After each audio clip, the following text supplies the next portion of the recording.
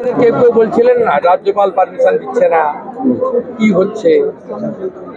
CPM এর লোকদের জিজ্ঞেস করুন, সেটিং ফেটিং বলে যে মানে সবচেয়ে বড় সেটিং তো সিপিএম। এখানে প্রদীপ ভট্টাচার্য পেয়েছে 1,60,000 ভোট, তাপস রায় হেরেছে 90,000। পাশে দমদমে সুজন চক্রবর্তী পেয়েছে 2,41,000, 76,000 ভোটে হেরেছে আমাদের শিলভদ্র দল।